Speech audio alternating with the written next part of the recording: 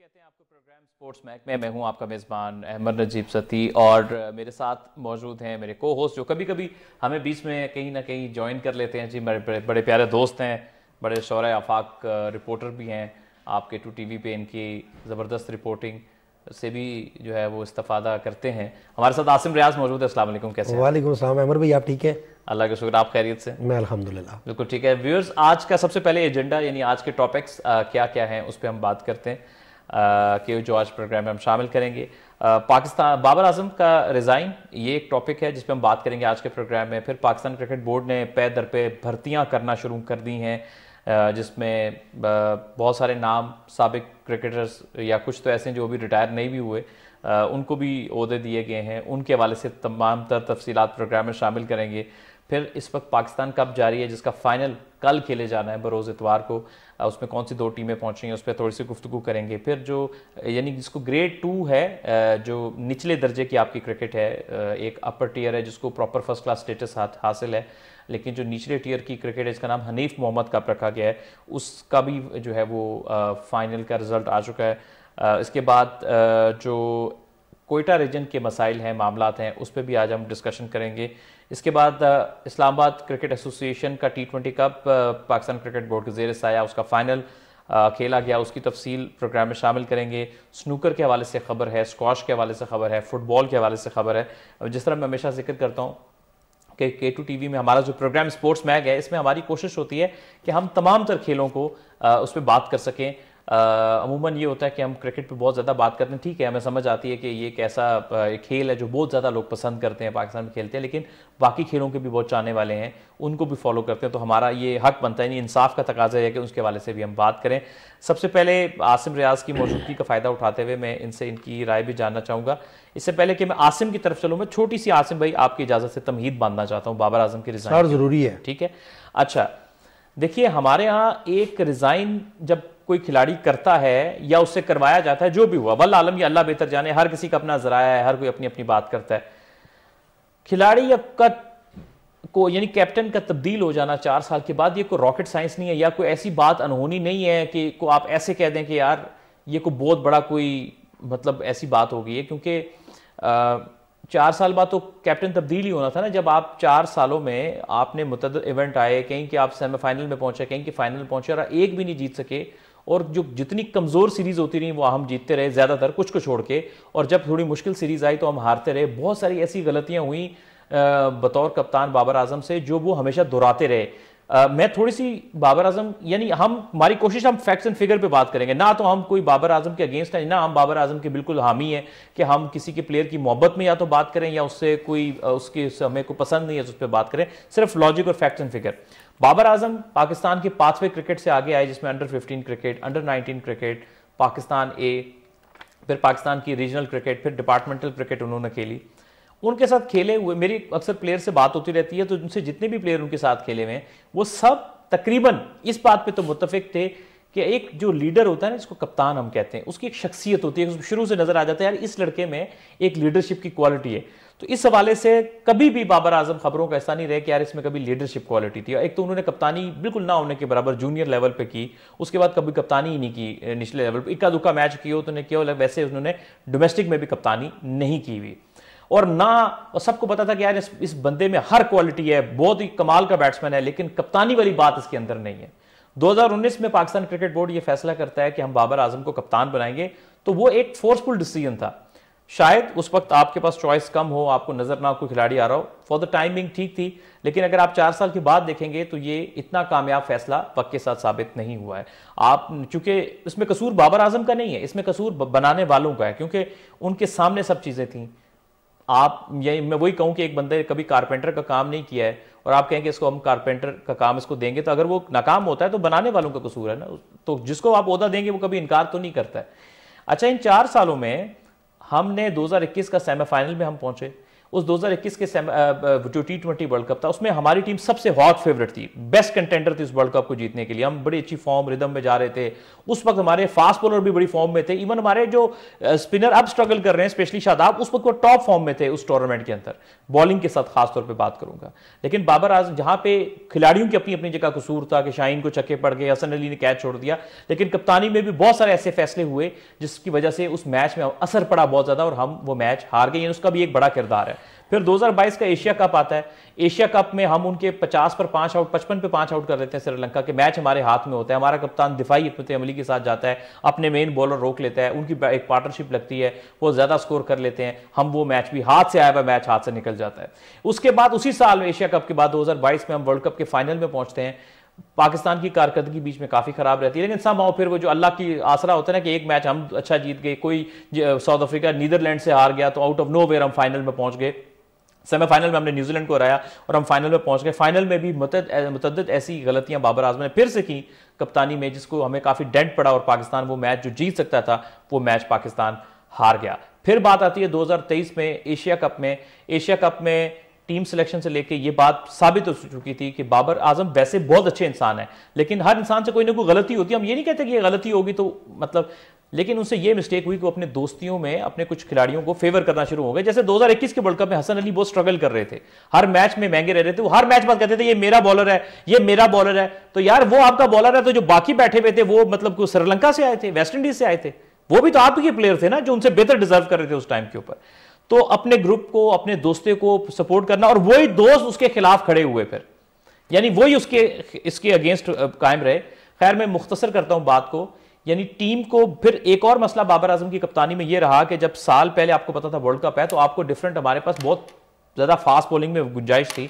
आपने अपने बैकअप के जो बेंच स्ट्रेंथ के प्लेयर उनको ट्राई नहीं किया। हसनैन को बाहर कर दिया, एहसान उल्लाह को खिलाया, बीच में बाहर कर दिया। वो इंजरी की बात बाद में है।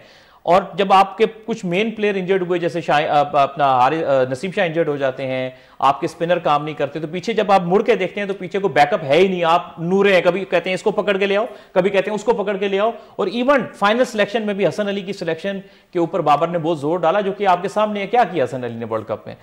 तो कहने का मकसद यह है कि हमारे क्रिकेट तो ऐसी है कि पाकिस्तान में कप्तान दिनों में तब्दील होते रहे। इतनी इंस्टेबिलिटी थी हमारी क्रिकेट में, आप उठा के देख लें।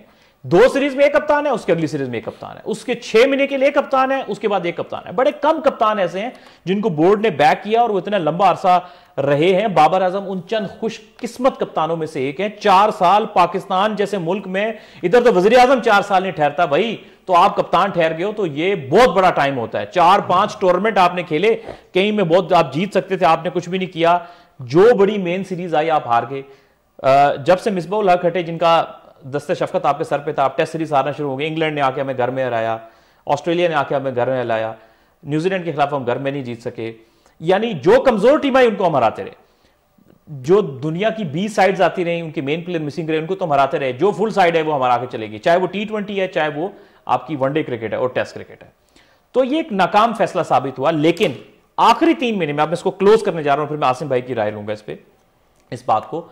आखिरी 3 महीने में जिस तरह से ज़का अशरफ साहब के दौर में जो हालात पैदा हुए, उसने वाकई बाबर आजम को मुश्किल में डाला।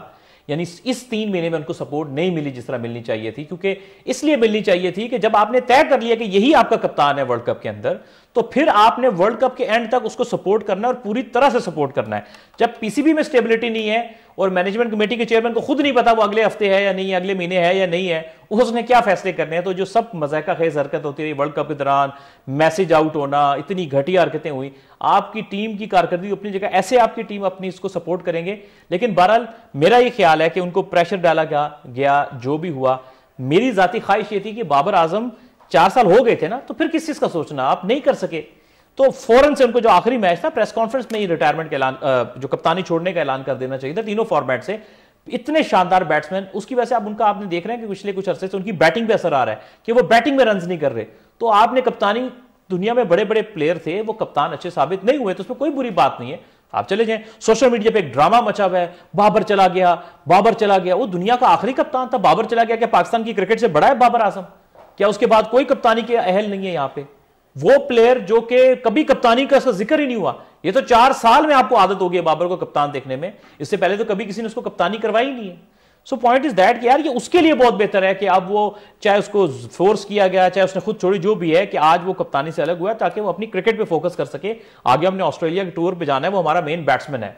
तो ये थोड़ी सी मुझे तमहीद बांधना थी ताकि मैं सारे फैक्ट्स एंड फिगर जो अपने सामने, लेकिन बहरहाल मेरा ये मानना है कि आप किसी कप्तान को लेके आते हैं, आप लाएं भी इज्जत से, जब आप उसको भेजते हैं तो भेजें भी इज्जत के साथ। रिस्पेक्ट बहुत जरूरी है। इस पे अब मैं आसिम भाई, आप क्या ओपिनियन देना चाहेंगे? अमर भाई, आपने बड़ी अच्छी तमीद बांधी है और आपने सही मानों में हक अदा किया और यही चीज़ जो है वो मैटर करती है। और दूसरी बात आपने की कि जी ज़का अशरफ साहब ने बड़ा प्रेशराइज़ किया, तो मैं आपकी इस बात से जो है ना 101% मुत्तफिक हूँ। वो इसलिए हूँ कि देखें, आप जब आपकी टीम गई है और एक ऐसे मुल्क में वो क्रिकेट खेलने गई है जो आपका सियासी हरीफ भी है, जो आपका हर तरह से हरीफ है, जो किसी भी दुनिया के अंदर आपको नीचा दिखाने की कोई कसर खाली नहीं जाने देता, चाहे उनका मीडिया हो, चाहे हमारे पड़ोसी मुल्क का सियासी सिस्टम हो, चाहे कुछ भी हो, तो वो चाहते हैं कि पाकिस्तान को हम लोग जो है वो नीचा दिखाएं। और जब आपकी टीम ऐसे मुल्क के अंदर जाकर क्रिकेट खेल रही है, और क्रिकेट भी कोई क्लब क्रिकेट नहीं खेल रही, इंटरनेशनल क्रिकेट और सबसे बड़ा मेगा इवेंट खेल रही है, और उस क्रिकेट के अंदर जब आप अपने कप्तान के बारे में आपका यहां से ये पैगाम जाता है कि हमने मुस्तकबिल में कुछ फैसले करने हैं, तो मैं समझता हूं कि वहां पर ही वो कप्तान आपका ज़हनी तौर पर हार जाता है। जब आपको आपका सिपा सलार है, जब आप उसको बैकअप नहीं करेंगे, जब आप उसको बूस्टअप नहीं करेंगे, जब आप उसको उसकी वो ताकत नहीं देंगे जिस ताकत के साथ उसने ग्राउंड में उतरना है, तो जब वो क्रिकेट वहां पे खेल रहे होंगे और आपके हाथ से ये पैगाम जाना शुरू हो जाएंगे कि हमने मुस्तकबिल में फैसले करने हैं और सख्त फैसले करने हैं, तो उसके बाद आप ये समझते हैं कि आपका जो कप्तान है या आपका जो सिपा सलार है वो ग्राउंड के अंदर लड़ पाएगा या वो अपनी टीम को कैसे लड़ाएगा। तो जो आपने बात की ज़का अशरफ साहब की, तो मैं बिल्कुल आपकी इस बात से मुत्तफिक हूं। इसमें मैं उनको कसूरवार समझता हूं। देखिए, ये पाकिस्तान की टीम है, ये ज़का अशरफ साहब की ज़ाती टीम नहीं है, ये 24 करोड़ लोगों की टीम है, और 24 करोड़ लोगों की मोहब्बत जो है वो इस टीम के 24 करोड़ लोगों के दिल जो है वो क्रिकेट के लिए धड़कते हैं। तो बात यह है कि आपने जब टीम भेज दी, आपने फैसला कर लिया कि कप्तान इसी ने रहना, तो यार कम अज़ कम आप उसको अगर मुकम्मल तौर पे सपोर्ट नहीं कर सकते तो कम से कम उसके माइंड में ये चीज़ मत बिठाएं कि आप शायद मुस्तकबिल में कप्तान नहीं रहेंगे। और दूसरा, आपने बड़ी अच्छी बात यहाँ पे ये भी की कि जी 4 साल तक जो है वो बाबर कप्तान रहे, और ये पहले कप्तान नहीं है जिनको चेंज किया गया। इसमें कोई शक नहीं है कि पाकिस्तान की टीम के अंदर जो है वो एक महीने में एक सीरीज़ के बाद भी कप्तान चेंज होते हैं, और ये बड़ा मैं समझता हूँ, मेरे नज़दीक ये फैसला भी अच्छा है, क्योंकि आपने एक और खूबसूरत बात इसमें यह की कि बाबर की जो बैटिंग है उस पर बड़ा असर पड़ा है। जाहिर बात है, जब कप्तान के ऊपर डबल प्रेशर होता है कि उसने परफॉर्म भी करना है, उसने अपनी इनिंग्स को भी देखना है, अपनी क्रिकेट को भी उसने देखना है, और उसके साथ साथ उसने अपनी पूरी टीम को भी देखना है, और फिर जो लोगों की उनके साथ तवक्कुआत हैं, जो शौकीन क्रिकेट की तवक्कुआत हैं, उनको भी देखना है। तो ये सारी चीज़ें जब उसके माइंड सेट में बैठती हैं, तो पीछे से एक बोर्ड का भी प्रेशर होता है, तो फिर वहाँ पर परफॉर्म करना ना सिर्फ मुश्किल होता है बल्कि बहुत ज़्यादा मुश्किल हो जाता है। तो मैं समझता हूँ कि कप्तानी चेंज करना मसला नहीं है। मसला ये है, हमारे यहाँ ये शुरू से मसला होता हुआ है कि जब भी कोई मेगा इवेंट हुआ है तो हमारे यहाँ जो बातें हैं, हमारे यहाँ जो चमगोई हैं, ये ज़्यादा होना शुरू हो जाती है। आप ही इसी गुफ्तगू यहीं से शुरू कीजिएगा। मैं अपने जो व्यूअर्स देखने वाले हैं, आपको कुछ देर में स्क्रीन पे हमारा नंबर भी डिस्प्ले हो जाएगा। आपकी क्योंकि पार्टिसिपेशन, जो देखने वाले हमारे दोस्त हैं, आपके बगैर कोई भी प्रोग्राम जो होता है वो अधूरा होता है। तो इस जो अभी हम टॉपिक्स डिस्कस कर रहे हैं या जो आगे प्रोग्राम में जाके करेंगे, इसमें आपकी क्या राय है? आप क्या समझते हैं क्या होना चाहिए था, किस तरह से होना चाहिए था? आपने लाजमी शिरकत करनी है और अपनी आरा से हमें आगाह करना है। अच्छा, ये जो आप बात कर रहे हैं, इसके साथ ही मैं जो साथ में दूसरी जो अपॉइंटमेंट्स हुई हैं जो कप्तानी के हवाले लिहाज से, उस पर बात करूँगा। जैसे शान मसूद को जो है वो कप्तान बनाया गया है टेस्ट क्रिकेट का, और शाहीन शाह अफरीदी को जो है वो बनाया गया है T20 क्रिकेट का। अच्छा, इसमें यह है कि इस वक्त ये जो अपॉइंटमेंट्स हो रही हैं, बिल्कुल इसमें तरीक़ाकार जो अभी आगे जाके भी हम बात करेंगे कि जो प्रोसीजर होता है ना, वो ठीक नहीं है। लेकिन इस वक्त ये भी बड़ा एक अहम है कि सिनेरियो को समझना, सूरत हाल को समझना कि पाकिस्तान क्रिकेट बोर्ड प्रॉपर तरीके से नहीं चल रहा। उसमें एक ऐसे साहब उसको सरबराह हैं जो कि एक कमेटी के सरबराह हैं, जिनको एक थोड़े वक्त के लिए एक काम दिए गए थे कि आपने ये काम करने हैं पीसीबी में एज बतौर सरबराह, और उसके बाद उन्होंने वो नहीं किए। उनको मजीद 3 माह की एक्सटेंशन दी, जो हमारे जो इस वक्त केयर टेकर प्राइम मिनिस्टर काकड़ साहब हैं, उनका ये बड़ा प्रोफेशनल सोच थी उनकी कि यार मैं नहीं इस पर कोई डिसीजन लेता, जब हमारे जनरल इलेक्शंस हो जाएंगे तो तब कोई हुकूमत आए तो कोई फैसला ले, तो वो उनका इस्तेकाक है। लेकिन ये ज़रूर कहा गया ज़का अशरफ साहब को कि आप आइए और आप इलेक्शन करवा लें पाकिस्तान क्रिकेट बोर्ड में, ताकि इलेक्ट होकर कोई बंदा पीसीबी का चेयरमैन आ जाए प्रॉपर टाइम के लिए। अच्छा, क्योंकि अब सूरत हाल ऐसी है कि जो पीसीबी के जो आप मैनेजमेंट कमेटी में सरबराह बना रहे हैं उनको क्रिकेट का नहीं पता है, तो वो जो किसी कहते हैं ना अपने मुशीर जो है वो आपको आगे भी लेके जाते हैं और मरवाते भी हैं, तो मुशीरों के मशवरे पे हैं। देखें ना, आपको आसिम साहब कोई लगा दें कैसे काम है जिसका आपको बिल्कुल नहीं पता, तो आप लोगों से पूछ के चलेंगे ना, मुझे बताओ मैं क्या करना है। अमर भाई बड़ी अच्छी आपने बात की है। मैं आपको शायद याद होगा कि जब ज़का अशरफ साहब यहाँ से फ्लाइट पकड़ के इंडिया चले गए थे पाकिस्तान का और इंडिया का मैच देखने के लिए, तो उस वक्त मैंने एक बात की थी कि मुझे लगता है कि ज़का अशरफ साहब को शायद ये भी मालूम ना हो कि जो इंटरनेशनल क्रिकेट के अंदर जो बॉल यूज़ होती है ना उसका वेट कितना है। आप वेट वाली तो ठीक है, वेट वाली तो और बारीक बात होगी ना, मैं इससे भी बड़ी बात करता हूँ। उनको ये भी नहीं पता होगा कि इस आईसीसी वर्ल्ड कप में जो है ना बॉल इस्तेमाल कौन सा होगा। मैं वही कह रहा हूँ। तो जब इस तरह के लोग आकर आप बिठा देंगे और फिर एक तासुर जब जाएगा, देखें जो जिसका वो कहते हैं ना, वो पंजाबी नहीं कहावत कि जिस ना काम वो समझी सकना ना। अगे भी तुसें गल की एक बंदा कारपेंटर है, अगर तो कारपेंटर ना उस काम ही कदा नहीं किया, तो उसकी तुसें आखसो कह रहा है तू कारपेंटरी कर से तो वो क्या कर सी। जिसका जो काम होता है ना उसको वही काम करने दिया जाए। पहले जो नजम सेठी साहब थे ना, मैं यानी हमने न्यूट्रल बात करी, हम किसी की साइड नहीं ले रहे कि हम नजम सेठी के साथ हैं तो हम ज़का के खिलाफ हैं, ज़का के साथ है तो नजम सेठी साहब। अब नजम सेठी साहब का भी यही प्रॉब्लम है कि वो एक सहाफ़ी हैं, ठीक है, बिल्कुल अच्छा सीनियर सहाफ़ी हैं, हम उनके रिस्पेक्ट करते हैं, लेकिन वो भी क्रिकेट का तो नहीं उनको पता। इस वजह से उनको क्रिकेट के मामलात पे लोगों पे डिपेंड करना पड़ता है, जिसकी वजह से वो जो भी होता है, कोई सही करता है गलत करता है, बदनाम नजम सेठी होते हैं। He is not the right man for the right job. मेरा कहने का मकसद ये था कि देखें जो पीसीबी की जो ओहदा होता है ना कि इदारा जब चलाना होता है, उस इदारे के चलाने के लिए जो नंबर 1 रिक्वायरमेंट है, आज मैं अपने ये देखने वालों को भी क्लियर कर दूं, लोगों को समझ नहीं है, वो जरूरी नहीं है कि आपका क्रिकेटर होगा तो वो सरबराह बनेगा, नहीं, दुनिया में ऐसा नहीं होता।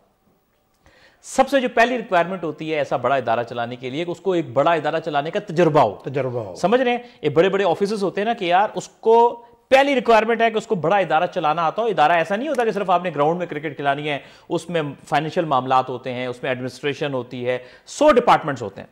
अच्छा, दूसरी चीज है कि उसको क्रिकेट का पता हो, ये उसके बाद रिक्वायरमेंट है। जब ये दो चीजें मिलती है ना, फिर आपका एक आइडियल बंदा आता है, जो कि आता ही हमारे यहां, मैं आपको पहले भी जिक्र करता रहा प्रोग्राम्स में, ये जो पीसीबी के चेयरमैन का होता है, ये लोगों को एकोमोडेट करने के लिए दिया जाता है। हमारे यहाँ तारीख उठाकर देखेंगे तो ब्यूरोक्रेट भी इसके सरबराह रहे, जजेस भी इसके सरबराह रहे, जर्नल्स भी इसके सरबराह रहे, ठीक है, बिजनेसमैन भी इसके सरबराह रहे, और साबिक क्रिकेटर भी इसके सरबराह रहे।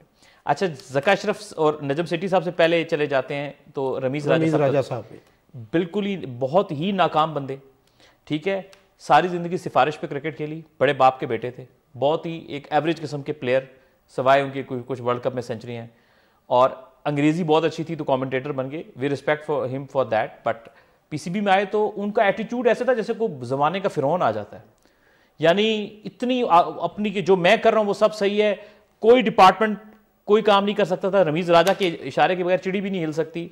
और एक साफ़ी जब पाकिस्तान में गंदी पिचेस बनी, आपको याद है जब हम हार रहे थे उनकी वो अजीबोगरीब हरकतों की वजह से, तो एक साफ़ी ने पिंडी क्रिकेट स्टेडियम में रमीज़ राजा साहब से पूछा, राजा साहब ये पाकिस्तानी टीम हार रही है, पिचेस के वाले से काफ़ी तनकीद हो रही है, तो मेरे सामने बजाय इसके कि रमीज़ राजा साहब पिंडी क्रिकेट स्टेडियम में कोई हौसला अफजा जवाब देते या अपनी गलतियों को कबूल करते, आगे से उनका जवाब था तो आप जाके खेल लें। इतनी बदतमीजी से उस सहाफ़ी को जवाब दिया। यानी जब ये किसी ओहदे पे पहुंचते हैं तो इतने बड़े आकड़ मिजाज बन जाते हैं और अब आके बड़े अच्छे भाषण दे रहे होते हैं जी कि जी यूं होना चाहिए तो यूं होना चाहिए। उस वक्त जो आप कर रहे थे, जिन लोगों को आपने सिफारिश पर लगाया, वो सब मुझे पता है, मैं डी टॉपिक नहीं होना चाहता कि मैं ऑफ द टॉपिक नहीं होना चाहता, वो बात और तरफ निकल जाएगी। रिसेंट सालों में जो सबसे प्रोफेशनल आदमी थे ना जी, वो एहसान मानी साहब थे। बिल्कुल ऐसे, ठीक है। उसकी वजह ये है कि एहसान मानी, क्योंकि देखें उस बंदे का एक्सपीरियंस था, वो आईसीसी का प्रेसिडेंट रह चुका है, हेड रह चुका है, उसका एक्सपीरियंस है इदारा चलाने का, ठीक है, इदारों में डिफरेंट एज हेड काम कर चुके हैं, बड़ी पोस्ट पे काम कर चुके हैं। वो आए तो उन्होंने सबसे प्रोफेशनल काम जो पीसीबी में नहीं होता था, उन्होंने कहा कि यार कोई चौधरी नहीं है कि जिसके हुक्म के बगैर सब काम होगा, ये इदारा है, तो इसमें हर डिपार्टमेंट अपना अपना हिस्से का काम करेगा। उन्होंने आके सब डिपार्टमेंट्स को उनकी पावर दे दी, ये आपकी पावर आपके पास है। अमर भाई माजरत आपकी बात यहां पे काट रहा हूं, इसमें शक कोई नहीं है। वो इसलिए कि देखें जो जिसका काम है, अगर आप उसको उसका काम करने देंगे तो बेहतरी आएगी। अगर आपने रमीज़ राजा साहब की बात की तो थोड़ी सी बात यहाँ पे ज़रूर समझता हूँ करनी कि रमीज़ राजा साहब जिनके साथ क्रिकेट खेलते रहे ना, उनका रवैया और उनका रवैया उसमें कोई फ़र्क नहीं है। उन्होंने कौम को किस तरफ लगाया और इन्होंने बोर्ड को किस तरफ लगाया, बस बात इतनी मैं करना चाहता। बिल्कुल ठीक है। मैं समझदार के लिए इशारा करता हूं। एहसान मानी ने इस मुल्क में कल्चर लाने की कोशिश की क्रिकेट बोर्ड में, एक प्रोफेशनल जो दुनिया में होता है कि हर डिपार्टमेंट अपना उसको पावर दी, ये नहीं कि सारी पावर चेयरमैन के पास, हर डिपार्टमेंट उसकी पावर दी कि तुम लोग अपनी पावर के साथ काम करो। हाँ, जब हम फिर तुमसे पूछेंगे तुमने सही काम किया, कारकर्दगी क्या, ठीक हो गया। उन्होंने एक बहुत हाईली प्रोफेशनल आदमी वसीम खान उनको लेकर आए जो कि इंग्लिश क्रिकेट का बोर्ड का सेटअप में थे और वो यहाँ पर आए। उन्होंने प्रोफेशनल काम करने की कोशिश की, लेकिन हमारे यहाँ अनपढ़, ये सख्त अल्फाज यूज कर रहा हूँ, अनपढ़ बदनीयत साफी, ये साफियों की अपनी बरादरी पे बात कर, अपनी बरादरी पे कोई बात नहीं करता, अपनी बेटी भाइयों पे। क्या सवाल करते थे वसीम खान से, इसकी सैलरी कितनी है जी, इसकी तनख्वाह बताओ जी, ये कर। उसने उनको जिंदगी जीना हराम कर दिया वसीम खान साहब का। मुझे ये बताए, ये जो साफी जिस इदारे में काम करते हैं कि अपने इदारे के सीईओ से पूछ सकते हैं सर आप अपनी तनख्वाह बताएं मुझे। दुनिया में जो बड़े ओहदे पे लोग काम करते हैं वो क्वालिफाइड होते हैं, उनकी सैलरी हमेशा ज्यादा ही होती है। बड़े बड़े आप फर्म्स के सीईओ लेने को 40 लाख लेता है, कोई 30 लाख तनख्वाह लेता है, उनकी इस तरह ही तनख्वाह पे बैठ के लोग ले रहे हैं। तो बात ये होती है, उनसे ये पूछा जाता है कि आपकी कैपेबिलिटी क्या कैपेबल थे? बिल्कुल थे। आप जो काम आपके लिए बुला के आप वो कर रहे थे, वो कर रहे थे। उन्होंने दुनिया में हमारा अच्छा इमेज क्रिएट किया। अगर वो कैपेबल नहीं थे, आज पाकिस्तान क्रिकेट बोर्ड से गए, रमीज राजा ने उन्हें फारिग किया था। मैं इसलिए रमीज राजा पे गुस्से पे हूं। 2 काबिल लोगों को फारिग किया और पाकिस्तान क्रिकेट को नुकसान हुआ। एक मिसबाह-उल हक, वो टेस्ट में हमारे हेड कोच थे, हमारी कारकर्दगी कम अज कम इतनी जरूर थी कि हम घर में जीत रहे थे, ऐसे ही है। वो हटाया, हम घर में भी हारना शुरू हो गए। फिर वसीम खान को हटाया और बेड़ा गर्क हो गया। वसीम खान यहां से जाते हैं तो आईसीसी के जनरल मैनेजर लगते हैं। काबिल आदमी था तो आईसीसी में जाके लगा। तो खैर, वेलकम बैक जी। आप देख रहे हैं प्रोग्राम स्पोर्ट्स मैक, मैं हूं आपका मेजबान अहमद जी। मेरे साथ मौजूद है मेरे को होस्ट आसिम रियाज। अच्छा चलिए, अब पाकिस्तान क्रिकेट बोर्ड में जो मुख्तलिफ भर्तियां हुई हैं उन पर बात करते हैं। अब जो भर्तियों का सिलसिलावार गुफ्तगू करते हैं, एक एक करके उन पर बात करेंगे। पहले मैं लिस्ट बता देता हूं कि क्या भर्ती हुई है 2-3 दिनों में। मोहम्मद हफीज़ को टीम डायरेक्टर लगाया गया, टीम डायरेक्टर का ओहदा दिया गया। इससे पहले भी वर्ल्ड कप तक जो टीम डायरेक्टर थे वो मिकी ऑर्थर थे। और अब लेटेस्ट डेवलपमेंट ये हुई थी, पाकिस्तान क्रिकेट बोर्ड ने ये किया था कि मिकी ऑर्थर और जो हमारे हेड कोच थे ग्रांट ब्रैडबर्न, इन दोनों को उन्होंने नेशनल क्रिकेट एकेडमी में फिलवक्त के लिए भेज दिया था और टीम डायरेक्टर का जो ओहदा है उनसे लेके वो मोहम्मद हफीज़ को दे दिया था।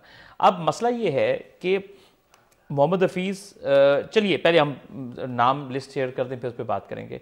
और जो उनकी जो जॉब ये है कि वो टीम कोऑर्डिनेशन, ओवरऑल जो क्रिकेट के मामलात हैं, फिर जो सिलेक्शन में भी उसकी सिलेक्शन कमेटी की भी उनकी राय है, इनपुट है, उसके भी एक मेंबर होंगे टीम डायरेक्टर।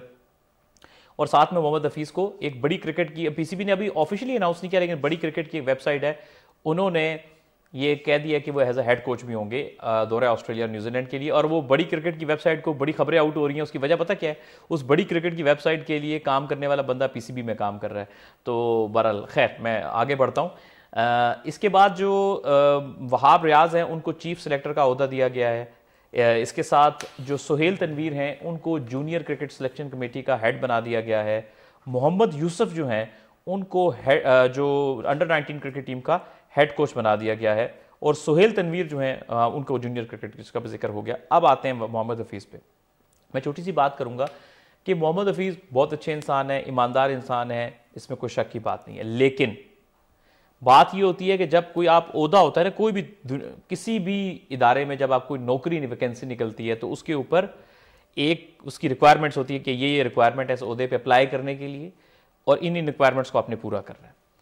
तो मोहम्मद हफीज़ भी का कोई एक्सपीरियंस नहीं है कोचिंग का या किसी इदारे में ऐसे डायरेक्टर लेवल पे काम करने का, इवन नीचे लेवल पे भी काम करने का। वो तो हालिया भी, वो तो अभी क्रिकेट से रिटायर भी नहीं हुए प्रॉपर तरीके से। तो उनको जो आपने ओहदा दिया है, बंदे बहुत अच्छे हैं, इसमें कोई शक की बात नहीं है। लेकिन होता क्या है कि पूरी दुनिया में कि आपसे फिर मिस्टेक्स होती हैं जब आप आते हैं काम करने के लिए। आसिम भाई, आप क्या कहेंगे इस हवाले से? अमर भाई, आप बिल्कुल ठीक कह रहे हैं। आप आज पता नहीं क्यों आप सारी बातें सच्ची सच्ची कर रहे हैं। मतलब आज आप क्या खा के हैं ये बता दें, क्योंकि आज सच निकल रहा है आपके अंदर से। मैं साग खाया, मैंने साग खाया। हाँ, वो साग अपना असर दस रहा आज। अच्छा, बात यह है कि देखें, दुनिया में सिर्फ पाकिस्तान में नहीं, कहीं भी आप चले जाएं तो वहाँ पर जो सिलेक्शन होती है वो ऑन मेरिट होती है। लेकिन ये बदकिस्मती से पाकिस्तान के अंदर किसी भी शोबे को आप ले लें तो आपको मेरिट की धज्जियां ही नजर आएंगी।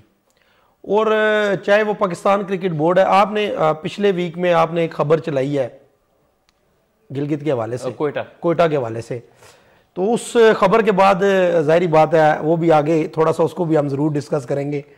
तो बात यह है कि देखें, ये पाकिस्तान का एक, इसको आप माहौल कहें, इसको वतीरा कह लें बड़े लोगों का, कि वो एक कहावत भी है कि अन्ना वंडे रेवड़ियां मुड़ मुड़ अपने घर। तो बात यह है कि यार जो लोग जिस काबिल हैं उसको उस सीट के ऊपर आप बिठाएं, हमें कोई इतराज नहीं है। ये टीम ना मेरी है अकेले की, ना ये अमर नजीब की है, ना ये ज़का अशरफ की है, ये पूरे 22 करोड़ 24 करोड़ 25 करोड़ पाकिस्तानियों की टीम है। तो यार आप जब फैसले करते हो तो कम से कम पाकिस्तानियों की जो उम्मीदें हैं उनको मद्देनजर ही रख कर अगर कर लो। एक कॉल आ गई है, एक कॉल मैं आपको कहने लगा था कि कालरन उठाओ सुते ने। अस्सलाम वालेकुम जी, कौन कहाँ से? फारूक बात करो जी, लाहौर से। जनाब फारूक अब्बास साहब क्या कहेंगे? फहीम साहब, फहीम साहब जी जी बात कीजिए। फारूक जी साहब, फारूक। अस्सलाम वालेकुम। वालेकुम सलाम। वालेकुम अस्सलाम। आपको बहुत बहुत जो आपका प्रोग्राम जो है माशाल्लाह बहुत अच्छा आप कर रहे हैं, बहुत शुक्रिया। और ये जो आपने जो टॉपिक शुरू किया है, असल हमारी क्रिकेट को तबाह करने वाला यही मामला है। जैसे आपने कहा कि जी हफीज है या सुहेल है या जो भी अभी इन्होंने नई जो बनाई है, इनको वाकई सही बात है, कोई एक्सपीरियंस नहीं। खुदा का वास्ता इन्हें कहें कि ये कोई अच्छे पुराने लोग लाए जो कि सही मैंने में डीप बंदे हों, जो समझते हों कि भी क्रिकेट बोर्ड को कैसे चलाना है। हफीज हो गया, सुहेल तनवीर हो गया, या जो भी अभी आए हैं, ये भला क्या मैनेजमेंट करेंगे भाई? खुदा का वास्ता है, कुछ खुदा का खौफ करें। हमारी क्रिकेट को क्यों तबाह कर रहे हैं ये? अब देखिए ना आप, ये जो 90 से पहले के लोग हैं, तो एक्सपीरियंस लोग हैं, आप भी समझते हैं कि कौन कौन है, उनको लाना चाहिए। ये आज के जो ना वो क्रिकेटर जो रिटायर हो रहे हैं उनको ये लेके आ रहे हैं, तो इन्होंने क्या मैनेजमेंट करनी है? इन्हें कहें कि खुदा का वास्ता है पाकिस्तान क्रिकेट बोर्ड को आबाद करें, तबाह ना करें। अस्सलाम वालेकुम। वालेकुम सलाम, बहुत शुक्रिया, बिल्कुल ठीक है। अच्छा जल्दी से हम बात कर लेते हैं, छोटे छोटे कमेंट कर लेते हैं। जो सुहेल तनवीर साहब, वहाब रियाज पे पहले आऊँगा। वहाब रियाज को पॉइंट किया गया। अब वहाब रियाज बहुत मेहनती आदमी है। अच्छा मैं एक वहाब रियाज का टॉपिक बड़ा दिलचस्प है, मुझे ना इस पर एक बात बड़ी जोर से एक जहन में आ रही थी। वहाब रियाज का आपको पता है कुछ जब से ये जो हमारी निगरान हुकूमत आई है पंजाब में, उनको स्पोर्ट्स मिनिस्टर का ओहदा दिया गया था। एक खास जमात से ताल्लुक रखने वाले जो दोस्त थे या उनके जो चाहने वाले थे, उन्होंने वहाब रियाज के हर स्टेटस पर उनको बुरा भला कहते हैं कि जी वो उस गवर्नमेंट का क्यों पार्ट है। ठीक है, आपको मेरा इशारा पता चल गया, ठीक है। आप यकीन माने कि इस मुल्क का मसला यह है कि हम अच्छा बंदा नहीं देखना चाहते, अपनी मर्जी का बंदा देखना चाहते हैं। ये बड़ा फर्क है। बिल्कुल ऐसा ही, ठीक है। अब वहाब रियाज बतौर जब स्पोर्ट्स के मिनिस्टर बने तो उन्होंने टूर्नामेंट्स कराए, खवातीन का टूर्नामेंट कराया, डिसेबल का टूर्नामेंट कराया, हॉकी का टूर्नामेंट कराया, बड़ी एक्टिविटी कराई। यानी वो कहीं ना कहीं हमें एक्टिव दिखाई देते थे। जो उनके जिम्मे काम लगाया गया उसने, उनसे पहले अगर हम देखें और उसके मुकाबले में जब वो आए तो देखें तो उन्होंने बहुत मेहनत से कोशिश की। ठीक हो गया। अच्छा लोगों को उस पर भी दुख था कि यार ये क्यों उसका, चूंकि ये उस सेटअप का हिस्सा है तो खास जमात के चाहने वाले जो है वो उनकी एक आंख नहीं बा रहे थे। अब ऊपर से सोने पे सुहागा कि उनको चीफ सेलेक्टर का जो ओहदा मिल गया। ठीक हो गया। हाँ मैं फिर ये ज़रूर कहता हूँ कि आपको जो कोई भी ओहदा देना चाहिए वो उसकी क्वालिफिकेशन होनी चाहिए कि आपने बतौर सेलेक्टर आपके सिस्टम में काम किया हो, आपको बताओ सिलेक्शन कैसे होती है, प्लेयर्स का पता हो, फिर आप जाके चीफ सेलेक्टर लगें। लेकिन यहाँ पर डायरेक्ट जो अपॉइंटमेंट होती है ये बड़ा एक अजीब सी बात है। फिर वो लोग क्या एतराज़ कर रहे हैं कि जी वहाब रियाज ने ये कर दिया, अपने कैरियर में इतनी मार खाई, उतनी मार खाई। देखिए ये इतनी अजीब सी बात है, जैसे एक तालिब इल्म अच्छा होना और एक अच्छा टीचर होना, दो मुख्तलिफ चीजें हैं। ऐसा ही है। ठीक है, ये एक अच्छे तालिब इल्म होने के लिए और रिक्वायरमेंट्स हैं, अच्छा टीचर होने के लिए टोटली और अलग है, बिल्कुल मामला ही अलग है। इसी तरह एक क्रिकेटर होना, चाहे आप बहुत अच्छे हैं, बहुत हल्के हैं, दरमियाने हैं, और एक बहुत अच्छे कोई हेड कोच हैं या मैनेजरियल किस तरह के हैं, उसके लिए रिक्वायरमेंट्स ही टोटली डिफरेंट है। इसलिए किसी के करियर को आप लाकर किसी को अच्छा या बुरा साबित नहीं कर सकते। ठीक है। हाँ मैं एज अ पर्सन जानता हूं वहाब रियाज को, आपने कभी खेलते दिनों में परफॉर्मेंस को एक तरफ रखें लेकिन उनकी कोई कंट्रोवर्सी नहीं देखी होगी, बड़े शरीफ बड़े अच्छे घर से उनका ताल्लुक है। एक चीज जरूर है, ठीक है अपॉइंटमेंट का तरीकाकार दुरुस्त नहीं है, जो मेरिट है उस पर भी आप नहीं उतरते हैं, दुरुस्त बात है, इसमें कोई शक की बात नहीं है, लेकिन कम से कम इन लोगों का ये है कि ये फ्रॉडिये नहीं है। मेरी बात समझिए आप। इससे पहले जो हमारे चीफ सेलेक्टर थे उन्होंने हमेशा अपने घर की क्रिकेट को बेहतर किया है। पहले आए तो अपने भतीजे को सिलेक्ट किया, उसके बाद अभी ये, क्योंकि जब आप बड़े ओहदे पे होते हैं आपकी चलती है ना, उसके बाद अभी जब फर्स्ट क्लास टीमें बनी तो उन्होंने अपने बेटे को सिलेक्ट कराया लाहौर से, ठीक हो गया। कम से कम यार ये लोग ये काम तो नहीं करेंगे ना, ठीक हो गया। हाँ, ये हम जरूर करते हैं कि आपको मेरिट पे लोग जरूर लाने चाहिए, लेकिन ये है कि थोड़ा सा ये पढ़े लिखे लोग हैं, समझदार लोग हैं, इनका कैरियर ये पैसे बनाने के लिए नहीं आते, वो वैसे ऑलरेडी बड़े। अमर भाई देखें, बात यह है कि ये हमारा अलमिया है और इस पे बात कर करके ना कर करके इस पे बात हम लोग उकता चुके हैं, लेकिन इन लोगों को ना शर्म नहीं आई अभी तक। हाँ। बात यह है कि जब भी आप किसी ओहदे के ऊपर बरजमान होते हैं तो आप पहले अपने दाएं बाएं, अपने इर्द गिर्द, अपने हल्का अहबाब, अपने अड़ोस पड़ोस में नहीं देखते, आप उन लोगों को देखते हैं जो आपके करीबी और खूनी रिश्ते हैं। और दूसरे आसिम भाई एक और मजे की बात यह है कि कम से कम ये है कि आप लोगों को जज करें सही दलील के ऊपर, ये नहीं कि मैं अपनी जो आपका पॉलिटिकल राय है ना उस पार्टी से के मफादात से जो भी टकराता होगा मैं उस बंदे को रगड़ दूंगा। समझ रहे हैं ना, ये बहुत गलत बात होगी हमारी बीइंग अ नेशन कि आप स्पोर्ट्स को भी नहीं बख्श रहे, सियासत तो अपनी जगह रही, आप खेलों में भी सियासत को घसीट रहे हैं, उसी बुनियाद के ऊपर आप खेलों में लोगों को पसंद कर रहे हैं। मैं वही कह रहा हूं कि ये सिर्फ एक क्रिकेट का मसला नहीं है, ये खेलों का मसला नहीं है, ये सियासत हमारे हर इदारे के अंदर, हर महकमे के अंदर, हर दौर के अंदर ये रची बसी है। इस आप SHO नहीं लगता जी, एक चेयरमैन बोर्ड और हो गया और चीफ सिलेक्टर हो गया और टीम का मैनेजर हो गया, ये टोटल जितने भी लोग लगते हैं ये सिफाए सिफारिश के, सिफाए पर्ची के, ये लग ही नहीं सकते। बिल्कुल ऐसा ही है। और मैं आगे बढ़ के बात करूंगा सुहेल तनवीर साहब को जी, head of junior selection committee. Junior selection committee का काम होता है ये अंडर 16, अंडर 19 इन टीमों में सिलेक्शन करना। सुहेल तनवीर साहब उस तरह से एक बड़े अच्छे आदमी, आपकी भी यकीनन क्योंकि पिंडी से ताल्लुक है, उनसे मुलाकात हुई होगी, अच्छे खुश अखलाक इंसान है, काफी मुलाकातें, हाँ, टेप बॉल इकट्ठे खेलते हाँ खेलते रहे, तो यकीनन उस हवाले से सुहेल तनवीर से हम ये तो वक्त बताएगा कि कौन सा, ये जितने भी लोगों की बात करें कि कैसा काम करें, तो वक्त जब करेंगे तो बात करेंगे, लेकिन हम नेक शगुन इनके हवाले से ये रख रहे हैं कि ओवरऑल अच्छे लोग हैं, तो उम्मीद है कि ये बेहतर काम, हमारी नेक तमन्नाएं इनके साथ हैं। फिर आज मोहम्मद यूसुफ को लेट की खबर मिली आज कि मोहम्मद यूसुफ को हेड कोच, इस पे चले बात करते हैं, कॉलर चुके हमारे साथ आ गए। अस्सलाम वालेकुम, कौन कहां से? वालेकुम सलाम, मैं आजाद कश्मीर से बात कर रहा हूँ, तारक जी। तारक साहब क्या कहेंगे? भाईजान ये तो आप बात करते हैं, लेकिन ये जितने भी बंदे लगते हैं ना, ये अपने और सिफारशी बंदे ले लेते हैं इसमें। अच्छा। तो जो म्यार पे उतरता है उसको आगे आने ही नहीं कोई देता है। ठीक है। ये देखे ना, अभी वो जो वर्ल्ड कप हुआ है इसमें इन्होंने वो सब अपने अपने बंदे ले गए बार बार, वो क्या नाम, अच्छा, जमान खान को उन्होंने एक चांस भी नहीं दिया है। हाँ नहीं, वो मेन स्क्वाड में थे, नहीं था ना, वो मेन 15 में नहीं थे, इसलिए दे नहीं सकते थे जब तक वो इंजर्ड ना हो। तो उसको लेकर जाना चाहिए था ना, क्योंकि वो एक अच्छा बॉलर था। बाकी इन लोगों, बाकी से सब ये सब सिफारिशी लेके गए। इनकी बात तारिक साहब की मैं समझ गया हूँ, ये कहना चाह रहे हैं, अच्छा, इनडायरेक्ट तारिक साहब ये कहना चाह रहे हैं कि अगर हसन अली की जगह जमान खान को ले जाते तो शायद नताइज कुछ और होते। दोस्त नहीं है ना जी। अच्छा, बस वही बात है। अच्छा, खैर हम वो बात कर रहे थे कि आई होप ये अच्छा करेंगे। मोहम्मद यूसुफ को जी अंडर 19 टीम का हेड कोच लगाया गया, अच्छी बात है, बड़ा नाम है, और उम्मीद करते हैं कि वो जो उनका एक मयार था, उनका जो कद काट है बतौर बैट्समैन, वो अपनी कोचिंग में आके भी उस तरह से उससे इंसाफ करेंगे।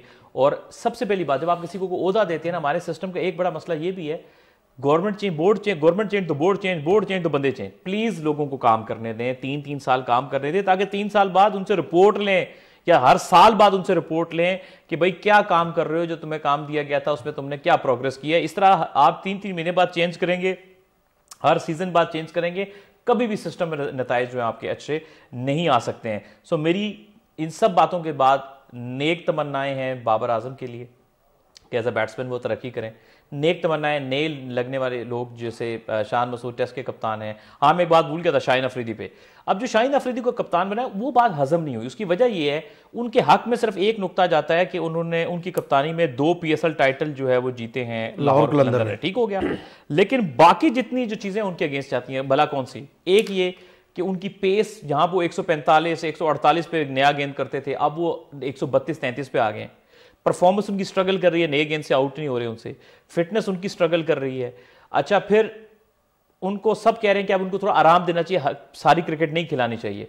तो आप ऐसा फॉर्मेट जो छोड़ा जा सकता है T20 का, नए लड़के ताकि उनको चांस दें, आपने उसमें उसको कप्तान बना दिया ताकि वो रेस्ट ही ना कर सके। ठीक है। और दूसरी बात ये, फास्ट बॉलर जो है वो इंजरी का उसमें हमेशा खदशा लाहक रहता है, वो इंजर्ड हो गया फिर कौन कप्तानी करेगा। यानी आप ये सारे चीजें जो देख लेंगे, और एक प्लेयर अपनी परफॉर्मेंस उसकी डाउन है, वो परेशान होगा, उसको कप्तान बना के मजीद डाउन करना। अच्छा अमर भाई, यहाँ पे मैं आपसे एक सवाल जरूर करना चाहूंगा। आप बड़ी गहरी नजर रखते हैं। इमाद वसीम की भी मुलाकात हुई और इमाद वसीम के बारे में सोशल मीडिया के ऊपर भी एक तूफान बरपा था कि उनको कप्तान बनाया जाएगा, वाइट बॉल का, T20 का बना दिया जाए या वनडे का बना दिया जाए।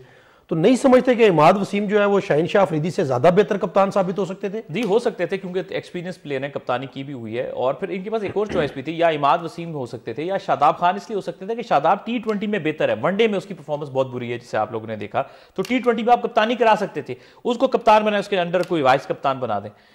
नुकता सिर्फ ये है कि आपने शाहीन अफरीदी को जो बना दिया, एक रिस्क अपने ले लिया और उस लड़के उसका भी कैरियर तबाह करने पर आए हुए हैं। यानी जितना भी वो बचा हुआ क्रिकेटर रहता है कि बिल्कुल मेक श्योर करते हैं, कील ठोंक दे कि जनाब इसको अपने बर्बाद कर, कील जो है वो ताबूत के अंदर कि ये इसको जब तक हम बिल्कुल जीरो नहीं कर देंगे ना, जो थोड़ा बहुत जरा सा वो निचोड़ लेंगे, जो हमेशा से होता है। लेकिन ये अभी जो हो रहा है वो कॉल है, तो कॉल लेंगे।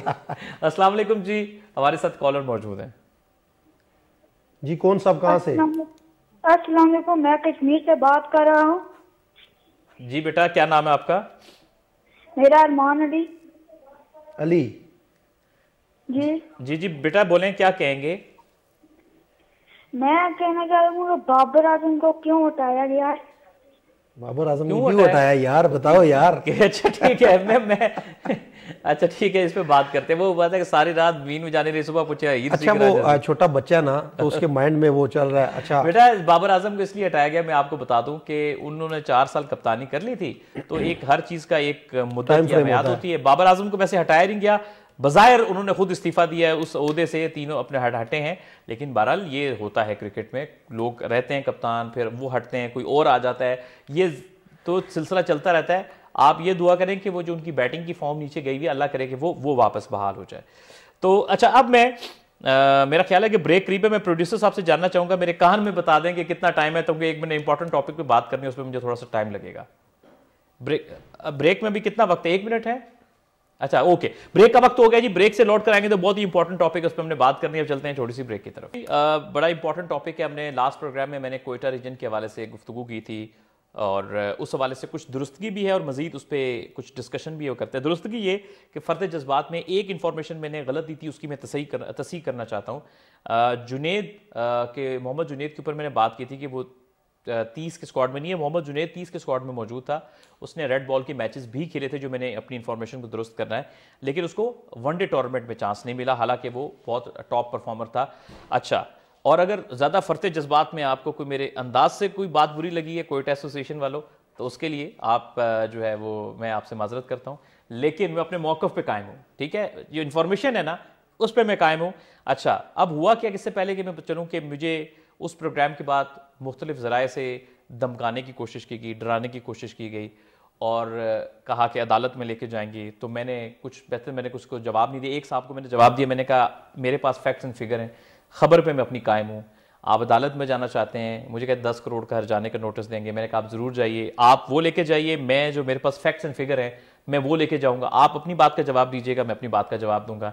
उसके बाद मुझसे मिलने की कोशिश की गई, क्योंकि हमारा तो रूटीन का प्रोग्राम है, हम तो जो बेज़ाब्तियाँ होती हैं उसको हाईलाइट करते हैं, तो मैं तो बिल्कुल नहीं मिलता, इसी वजह से मैं नहीं मिला। तो हाँ, मैंने ये ज़रूर कहूँगा, उस वक्त भी कहा था और प्रोग्राम्स की वसातत से भी कहता हूँ कि अगर आपको अपना मौक़िफ़ देना और आपको लगता है कि हमने जो मौक़िफ़ पेश किया वो गलत है, आप हमारे प्रोग्राम में या तशरीफ़ ले आएँ या लाइव कॉल पे इवन आ जाएं, आप कोयटा दूर है तो आप आके अपना फैक्ट एंड फिगर पेश कर दें, आप हमें गलत साबित कर दें, मैं लाइव प्रोग्राम में आपसे माजरत कर लूँगा, आपसे माफ़ी मांगेंगे, अपने अल्फाज को वापस लेंगे। ये बात तो तय हो गई, ठीक हो गया, एक तो ये क्लियरिफिकेशन हो गई। दूसरी बात कि जो आपने बेज़ाब्तियाँ जारी रखी हैं उसमें मजीद में कुछ इन्फॉर्मेशन ऐड करता चलूँ। जो कोयटा रीजन में बहुत ज़्यादा बेज़ाब्तियाँ तो सब में हो रही है, लेकिन कोयटा रीजन में तो इसका जो एक बाजारी सरगर्म है ज्यादती का। मैं बात करूंगा इस वक्त इकराम उल्लाह तरीन की, बलूचिस्तान अंडर 19 का प्लेयर है, बहुत अच्छा प्लेयर है, टॉप परफॉर्मर है। उसने 336 रन बनाए, जो 4 3 डे में और 4 वनडे में उसने 160 रन बनाए, और इन 3 डे टूर्नामेंट में उसकी एवरेज 21 थी, 175 रन थे। National one day with highest of 130 at an average of 58, यानी एक अच्छा प्लेयर। आप उसके रिकॉर्ड्स एंड स्टैट्स खुद भी निकाल के देखेंगे तो बड़ा बासलाहियत प्लेयर कोयटा का। इसके बाद इकरामुल्लाह तरीन, कोयटा रीजन अंडर 19 सीजन 2023 की परफॉर्मेंस, 581 रन बनाए जिसमें 200 शामिल थे, 350 शामिल थे, और इन 5 3-डे में और 5 वनडे मैचेस में उसने ओवरऑल 70 की एवरेज से रन किए, 418 रन किए 5 3-डे मैचेस में और 163 रन किए 5 वनडे मैचेस में। इसके साथ जनाब ये राइट आर्म ऑफ स्पिनर भी है और इसने 16 विकेटें भी हासिल की और इसकी बेस्ट बॉलिंग थी कराची के अगेंस्ट, 5 विकेटें लेना 41 रन देखे, तो बड़ा बासलाहियत। इसके नंबर्स जो मैं आपके साथ शेयर कर रहा हूँ वो इस चीज़ के जो बताती हैं। और ये पाथवे का प्लेयर है, अंडर 13 लेवल से ये खेल रहा है, जूनियर प्रीमियर लीग का कैंप भी अटेंड किया, इसके साथ जो है वो पाकिस्तान अंडर 19 के बांग्लादेश के स्क्वाड में भी उसका भी हिस्सा रहा, और उसको अभी जो लेटेस्ट स्क्वाड सिलेक्शन हुई उसमें 30 खिलाड़ियों में भी नहीं रखा गया है। तो मुझे ये बताइए, कोयटा एसोसिएशन वाले आप नाराज तो बहुत होते हैं, तो ये मुझे बताइए कि इकरामुल्लाह का क्या कसूर है? इकरामुल्लाह क्या कोयटा का बच्चा नहीं है? बलोचिस्तान के ऊपर कोई टीवी चैनल प्रोग्राम नहीं करता है स्पोर्ट्स में, ये वाहिद हमारा चैनल अल्हम्दुलिल्लाह जो बलोचिस्तान की आवाज बना है। बाकी भी हम बात करते हैं, लेकिन खासतौर पर बलोचिस्तान के बच्चे क्या लावारिस हैं कि उन पर कोई बात नहीं करेगा, और जो जिसका दिल करेगा वो ज्यादती करेगा बलोचिस्तान के बच्चों के साथ। तो आप के साथ हमारी कोई दुश्मनी नहीं, आप हमारे भाई, आप आए हमारे साथ बैठे, खाना खाएंगे, गपशप लगाएंगे, लेकिन जहां क्रिकेट की बात आएगी, खेल की बात आएगी, जहां आप बेज़ाब्तियां करेंगे वहां हम जरूर आवाज उठाएंगे। मैं इसके बाद मोहम्मद जुनैद, जिसकी मैं अभी पहले भी जिक्र कर रहा था, वो drop again from the T20 squad, और जिसमें वो टॉप परफॉर्मर है मोहम्मद जुनैद, और इसकी जो परफॉर्मेंस है वो किसी के से ढकी छुपी नहीं है। तो मेरा कहने का मकसद सिर्फ ये है कि मोहम्मद जुनैद जो कोयटा ग्लैडिएटर के लिए खेलता है, कोयटा ने उसका टैलेंट कई साल पहले पहचान लिया, पाकिस्तान कप में परफॉर्म करता है, आप उसको चांस ही नहीं दे रहे हो। आपने बाजार सरगर्म रखा है कि जो हमारे हिसाब से जो चीज़ें चलेंगी तो ठीक है। और सबसे ज़्यादा जो नाम आ रहा है सनाउल्लाह साहब, आई एम सॉरी टू से, आप हमारे भाई हैं, लेकिन आप बेज़ाब्तियों में आपका बहुत नाम आ रहा है कि आप बहुत ज़्यादा इन्वॉल्व हैं। और ये मुझे खबर मिली है कि सनाउल्लाह, आपके जो brother in law Irfan Ismail हैं, वो place for Dera Murad Jamali region, and last year put up a case in high court on Sanaullah directions against the all coaches on selection issues. तो आपके ऊपर तो ये भी एलिगेशंस बहुत ज़्यादा मौजूद हैं, कोर्ट में आपके खिलाफ केसेस चल रहे हैं। And Sanaullah is leading the mafia in Balochistan and using district against the district. Quetta is the only place in Balochistan where cricket ground and academies are active and 75% of cricket being played here. तो आपका role ये है, ये fact and figures हैं। अगर ये fact and figure गलत हैं, आप हमारे प्रोग्राम में आए उसको गलत साबित कर दें। तो बहरहाल इसके बाद मैं ये जरूर कहना चाहूंगा कि आप लोगों ने बहुत ज्यादा ज्यादती की है प्लेयर्स के साथ, लड़कों के साथ, और मेरा ख्याल है कि इससे आपको बाज आना चाहिए। ये बहुत बुरी बात है। आसिम भाई, आप क्या कहेंगे? बिल्कुल अमर भाई, आपने सारी बातें तकरीबन कर दी हैं और इसमें कोई शक नहीं है। जो आपने बात की है, आपकी बात को आगे बढ़ाते हुए मैं कहूँगा कि जो आपने ये कहा कि जी मुझे मुख्तलिफ ज़राए से जो है वो कॉल्स भी करवाई गई, इसमें कोई शक नहीं है। मेरे साथ भी कुछ लोगों ने रब्ता किया, उन्होंने आपका नंबर भी मुझसे मांगने की कोशिश की। उन्होंने कहा जी कि अमर साहब का हमें नंबर दे दें, हम उनसे बात कर लें। तो बात यह कि देखें, हमारा प्लेटफॉर्म मौजूद है, और जिस तरह से आपने जिक्र किया कि मैं अपनी खबर के ऊपर, तो साफ़ी का जो काम है वो यही है कि अगर उसने कोई खबर दी है और वो खबर अगर अथेंटिक है तो वो उस पर जो है वो स्टैंड कर जाए।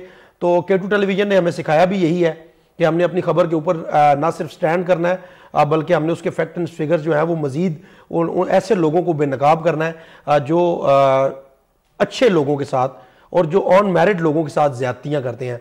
तो बिल्कुल जी, हमारा प्लेटफॉर्म मौजूद है, वो आएँ, हम उनको दावत देते हैं कि वो आकर हमारे इस प्लेटफॉर्म के ऊपर वो बात करें। स्टूडियो में आना चाहें तब भी हम उनको वेलकम करते हैं, और अगर वो ऑन कॉल आना चाहें तब भी हम उनको वेलकम करते हैं। लेकिन जिस तरह से आपने फैक्ट एंड फिगर्स बताए, तो ये इससे साफ जाहिर होता है कि जी ज्यादतियां तो हुई हैं। तो अगर वो इन ज्यादतियों का अजाला कर लें तो फिर भी हम उनको अप्रिशिएट करेंगे। क्या कहते हैं? जी बिल्कुल ऐसा ही है। और मैं साथ में जिक्र करना चाहूँगा यहाँ पर कि जो अदनान इकबाल एक प्लेयर है, वो पाकिस्तान जूनियर लीग का भी हिस्सा रहा, बड़ा बासलाहियत खिलाड़ी है, उसको भी बिल्कुल सर्किट से आउट कर दिया गया है। और इसके साथ जो आपने बाकी प्लेयरों के साथ ज्यादती की वो भी सबके सामने है। आपने एक नाम और मेरे पास यहाँ पर मौजूद है, मैं उसके हवाले से जिक्र करना चाहूँगा कि उसको भी उन्होंने बिल्कुल साइड लाइन पर कर दिया है।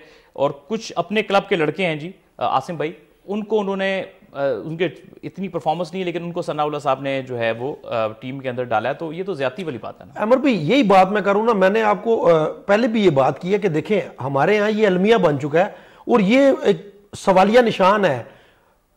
किसी भी क्रिकेट क्लब की आप बात करें, उसकी कोशिश यही होगी कि जी हमारे लड़के चाहे परफॉर्म करें या ना करें। उससे क्या होता है कि जब जाहिर बात है किसी क्लब का लड़का अगर खेलेगा तो वो उस लड़के का नाम नहीं होगा, वो नाम होगा उस क्लब का, मैं छोटी सी बात क्लब का लड़का। कबीर राज है जी, ये सनाउल्लाह बलोच है, इनके क्लब के प्लेयर है और इनके 3 आउट थे सिर्फ इंटर डिस्ट्रिक्ट टूर्नामेंट में, उसके बावजूद ये सिलेक्ट हो गए, तो ये बेज़ाब्ती है। मैं बस बात को यहाँ पे खत्म करता हूँ और यहाँ पर इस डिस्कशन को कि बाकी आवाम फैसला करने वाली है।